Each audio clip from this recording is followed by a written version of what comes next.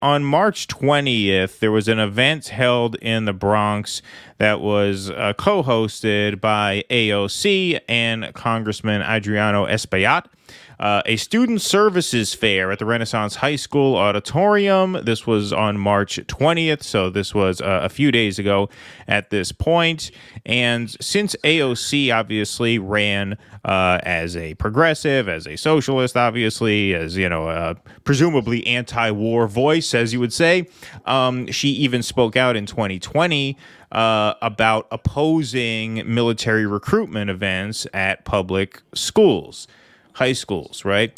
And so here she is co-hosting this student services fair, and it says right here, join to learn about the resources available to students through our district office. We will be joined by special guests from the U.S. Naval Academy, the U.S. Air Force You're Academy. reading that all wrong.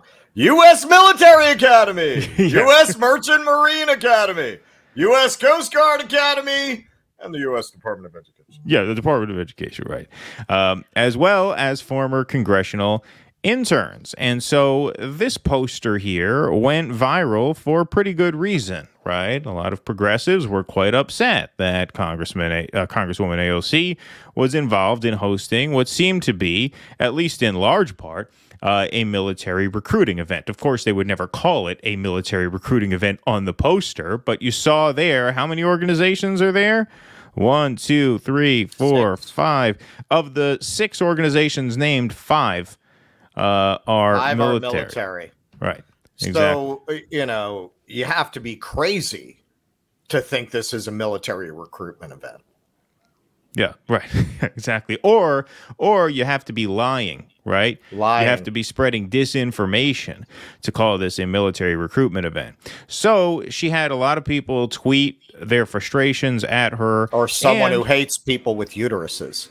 Right, yeah, right, exactly. They had a lot of people tweet their frustrations at her, and there were also some protesters that apparently tried to make their way into the auditorium to make their disapproval known. More on that in a few minutes. But apparently the backlash to this event was strong enough for AOC to want to address it. So here's AOC posting on Instagram and Facebook, whatever it is, a real story, was cross-posted on both platforms, addressing the backlash to her non-military recruitment events. Politics is so crazy because people can just like wake up and make up whatever they want to say about you, and it'll be totally false, and people will just it's so crazy, right? People can like so today, get involved in your grassroots campaign, and then a couple of years later, you're sitting there with the hags on The View calling Nancy Pelosi mommy bear.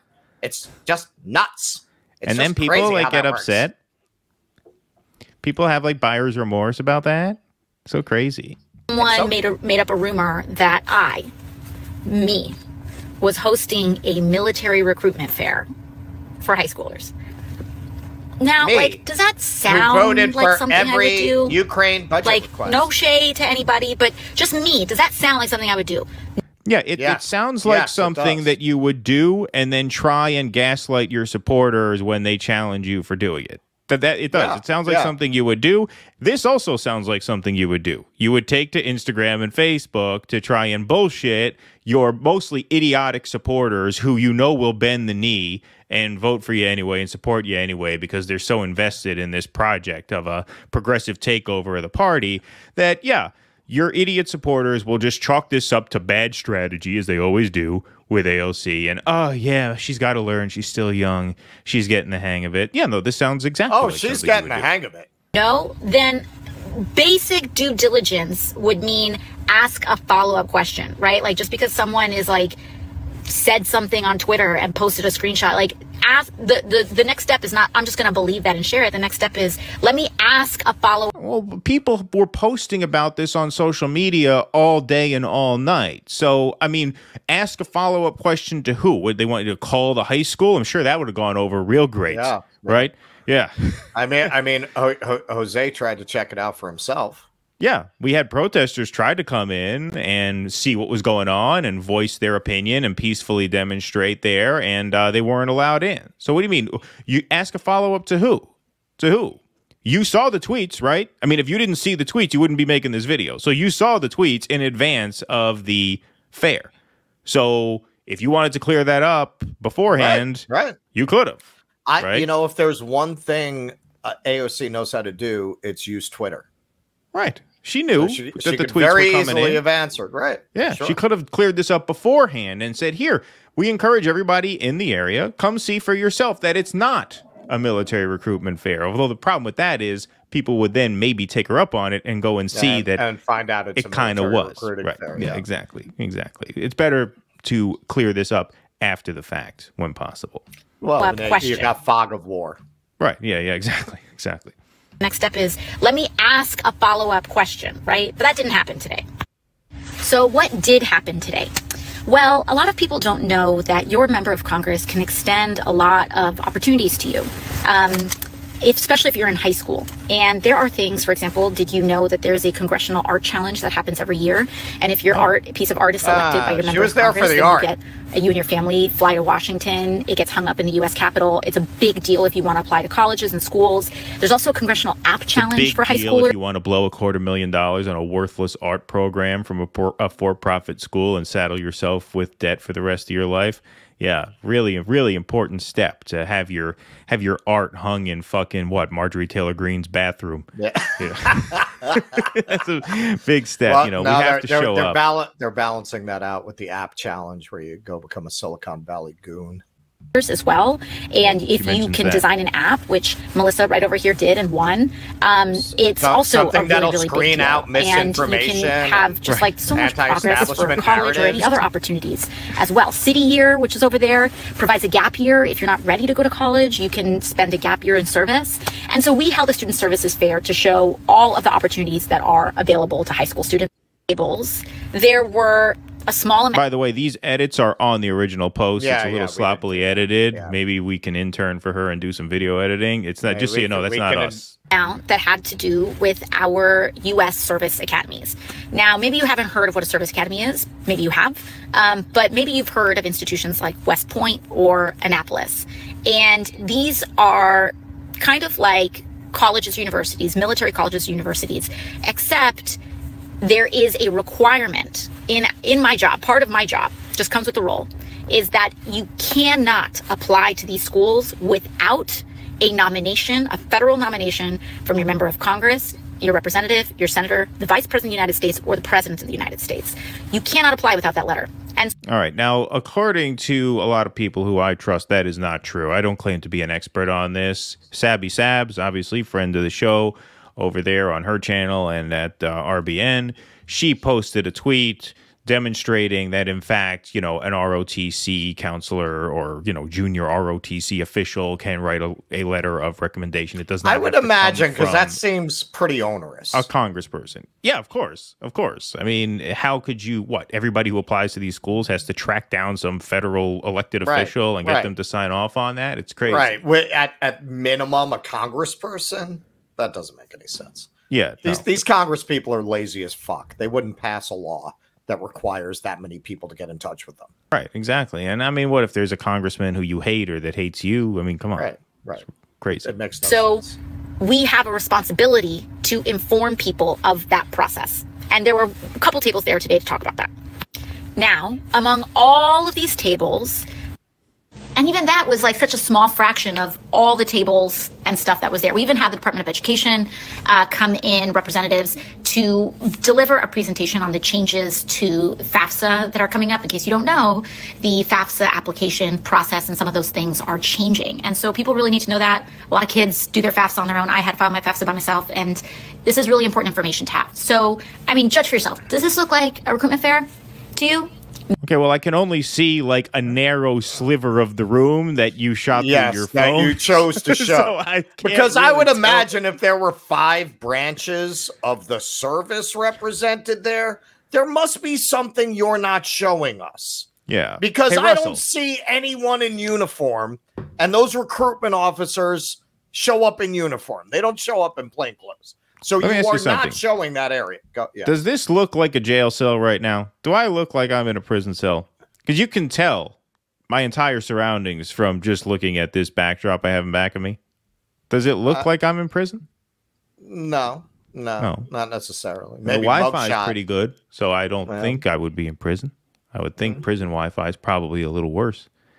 Probably. Depends. Right? The warden probably has a dedicated cable. Yeah. No, but somebody started a rumor. Okay, first of all, pause. I'm just going to go back for a second here to the poster. She claims that the military constituted a very small percentage of the vendors who were here. Right. So why did they take 5 out of 6 slots on the flyer? Like, why? Not only that, if they're there, why aren't they in the picture? Like, clearly you're hiding where the military is. They're somewhere, right? You have 5 branches of the service represented, and the service right now is kind of desperate. I think they're something like 10% under their recruitment goals. Yeah. They're falling pretty far under. I don't know the exact number, but yeah, they're lagging. So they're there, but you're not showing that to us. You're showing us specifically what you want us to see. Yeah.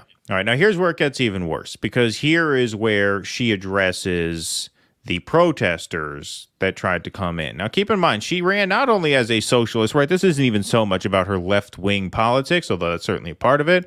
But it's also she ran as this sort of movement candidate, a grassroots candidate who went door to door in wet shoes and knocked on doors and really ran as someone who was going to use her office the way an activist would and organize members of her district to fight for bottom-up change, right? I mean, that was the whole point. That's why Russell campaigned for her in 2018. That seemed to be the pitch. You know better than me. Am I wrong about that?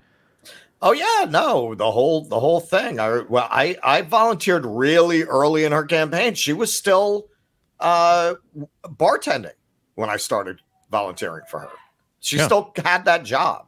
That's how broke she was. It was. I didn't really expect her to win, but it was one of those lost causes worth fighting. And hey, you never know. Maybe she'll win, right? And she won. But certainly, people. It's the same thing as with the Sanders thing. It's sad because they proved all the cynics right. Right. All the people who are like, what are you doing? I remember this guy. I've mentioned this on the air before. I'll never forget this guy. This dude with big, white, crazy hair and a denim jacket and jeans. I tried to get him to sign the petition. He goes, "Come to me when you're ready for a real revolution, motherfucker." Right, yeah, you mentioned that. He knew what was up. He knew what was up. Yep. He was right. All right, let's... on. Everyone just believed it and accepted it. And the problem is when large accounts started to platform this, and then it starts spreading like wildfire. And it results in demands to cancel this event. Okay, so pause. Once again, you have one of the largest accounts in the world. If you wanted to dispel this notion that this was a recruiting event in advance of the events to clear it up beforehand, you certainly could have done that. There's no doubt you knew that these questions were coming in. That's why you're doing the video now. You didn't learn about this after the fact. Right. So the idea, why were large accounts allowed to spread the idea that this was a military recruitment event based on the poster, which if you notice, I sorry to keep going back to this has her logo in the upper right-hand corner. So like she distributed this. This isn't something that somebody made and threw up online in order to put the emphasis on U.S. Naval Academy, U.S. Air Force. This is coming from her.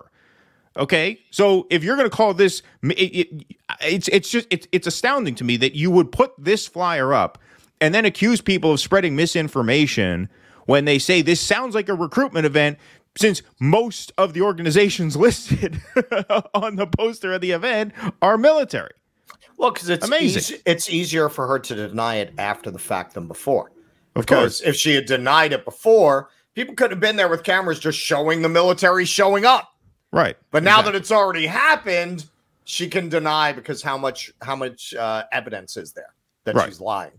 And they obviously told Secret Service to be on the lookout for rabble-rousers who might cause a bad time. And by cause a bad time, once again, I mean peacefully demonstrate against the military. Which is what their right in a theoretical democracy. Exactly. For me to not show up to it, which would almost be like canceling, it's canceling an appearance. And so for doing this today, I was really subject to a lot of really vile rhetoric and attacks all day to day. That's terrible. Because of a rumor. And I can't stress how much this is not just a right-wing thing. Expressing their opinion? Yeah. Ugh. Vile. Just vile. And then here she comes. This is not just the right-wing thing. Yeah. Oh, no. Yeah. Attacks all day to day. Because of a rumor. And I can't stress how much this is not just a right-wing thing. Social media algorithms incentivize conflict. They incentivize misinformation and disingenuous framing because a lie, as they say, a lie can go out the door and run around the world before the truth has the time to put on its shoes. And it really has an effect because these campaigns are usually targeted most towards candidates and officials of color and women and people who defend marginalized communities all the time. All the time. Yeah. That's all. And that's then, all it's about. Even worse, they are so sweet to Joe Biden. Everyone online is so sweet to quintessential, out of touch white man Joe Biden. Yeah, or a lot of out of touch GOPers as well, obviously. Right. Yeah. No, it's. Look, that was one thing that concerned me about her from early on. She always liked to pull the woke language. She was always that way. Now it's all she's got, though, because she's abandoned her principles in the areas that people voted for her to be active in. Right. After some of these accounts started platforming and spreading this completely false claim, it circulated big. Like there was one account where 12,000 people liked it. And then it started to send strangers. They're circulating the poster of the event that you put out. That's what they were circulating. And expressing their opinion about it. From outside of our community. Okay, here we go. Now, this is when she mentions Jose Vega, basically. This completely false claim. It circulated big. Like there was one account where 12,000 people liked it.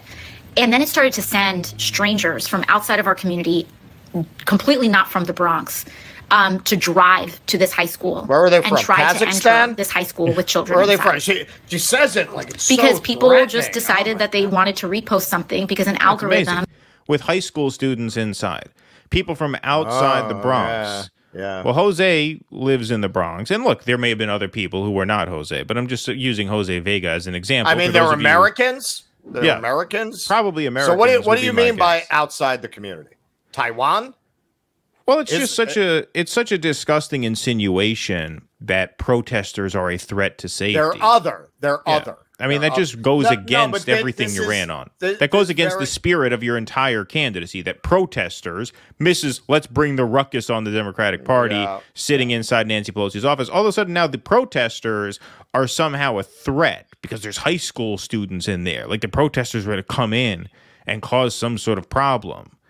Seems like there are a lot of military guys in there. I don't think they'd have gotten too far if they tried to pull anything, right? But in any event, just the smear there that, because these ideas spread online, we had dangerous people try and show up and get in the building. And if they did, there could have been an incident. It's just a horrendous thing to say. Well, it's not to go too far afield. I'd like to do a segment on this at another time. Chris Rufo is probably going to be your education secretary if DeSantis becomes president. No, I'm serious as a heart attack. So, he's kind of been put in charge of this experiment that DeSantis is doing with unwoking the new college. And so Rufo is part of this redevelopment called a town hall, basically, with the students and the faculty and all this. And the woman who was still the dean, because there was some threat, tried to shut down the event. But clearly the purpose was just to gum up the works, to not allow the event. And she comes and confronts Rufo. Well, there's been a threat, and it's a threat to safety. And the children are here, and it's unsafe for them. And, Rufo said, no, we are not going to shut down the event simply because of a random threat. We have security here. We have protection. We're not shutting it down. And he did a video talking about this, saying, this is how you have to deal with these people, because they invoke these ideas like safety in order to get their way. It's really not about safety. It's about forcing their political opponents into a corner where they can't fight back. So we need to stop listening to that and saying, no, we're going ahead anyway. And that's very much what she's doing here. That it's the same. It's classic propaganda, right? It's the people that you're trying to smear. She doesn't quite say what's wrong with them, but there's something wrong. There's something wrong. They're like rats, right? They're trying to get into the building. And if they get into the building, there's going to be danger to everyone's safety. She doesn't quite say why. She doesn't quite say who. That's classic propaganda technique.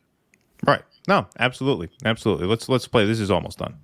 Tickle this, part of our brain that wants to make us mad instead of make us pause and say, do I have the complete picture here? It leads to real safety issues. And I just think it's an opportunity for all of us to pause and take a breath, because it's not all what it looks like sometimes. Pause and take a breath and don't bother me. Okay. I'm doing my job. I have to, I have to be loyal to the military. I'm in Congress. That's what I get paid to do. My first loyalty is to the military. And to the war machine. I'm allowed to come up here and tweet about Medicare for all, and I'm allowed to come up here and, talk about abolishing ICE. I could run my mouth and run my things that fingers. We're never going to do, yeah. Right, but at the end of the day, come on. This is the military. What am I supposed to do? Cancel on the military? I can't cancel on the military, so let's just take a breath. Or make a leave big me alone. Make a big stand about having a separate event for these things that I'm talking about that doesn't involve the military. Hey, why don't you take a stand? All these things you're talking about that Congress people can extend to high school students. Why don't you take a stand and say, I'm only going to do events like that don't involve the military? Right. That don't involve the military. Right. Exactly. That's it. Do it separately. Please clap.